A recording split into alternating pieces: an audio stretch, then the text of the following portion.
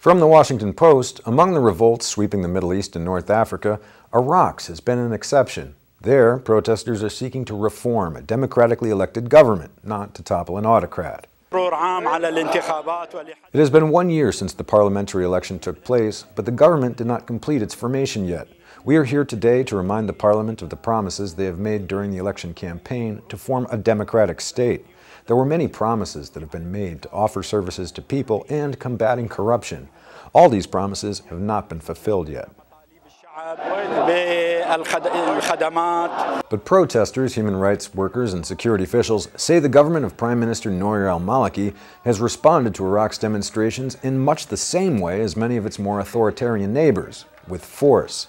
Witnesses in Baghdad and as far north as Kirkuk described watching last week as security forces in black uniforms, tracksuits, and T-shirts roared up in trucks and Humvees, attacked protesters, rounded up others from cafes and homes, and hauled them off, blindfolded, to army detention centers. Entire neighborhoods, primarily Sunni areas where residents are generally opposed to Maliki, were blockaded to prevent residents from joining the demonstrations. Journalists were beaten. In most cases, regular soldiers and police officers simply stood aside, with one saying the matter was, quote, beyond us. In all, 29 people were killed. Salam Mohammed al-Segar, a human rights activist who was among those beaten during a sit-in, told the Post, quote, Maliki is starting to act like Saddam Hussein, to use the same fear to plant it inside Iraqis who criticize him.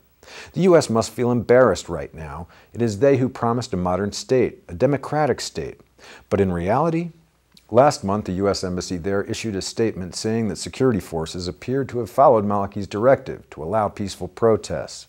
But as reports emerged this past week of the beaten journalists, the White House issued a statement saying that U.S. officials were, quote, deeply troubled. The U.S. Embassy has declined to comment further.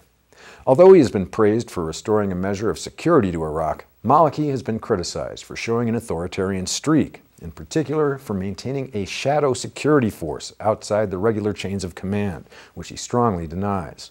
In a news conference this week, Maliki denied detaining any protesters, apart from 4 journalists who were beaten and released. He said the violence would be investigated, blaming some of it on other journalists, former members of Saddam Hussein's Ba'ath Party, and al-Qaeda operatives. He questioned the motives of some demonstrators, saying that security forces were deployed to prevent suicide bombings.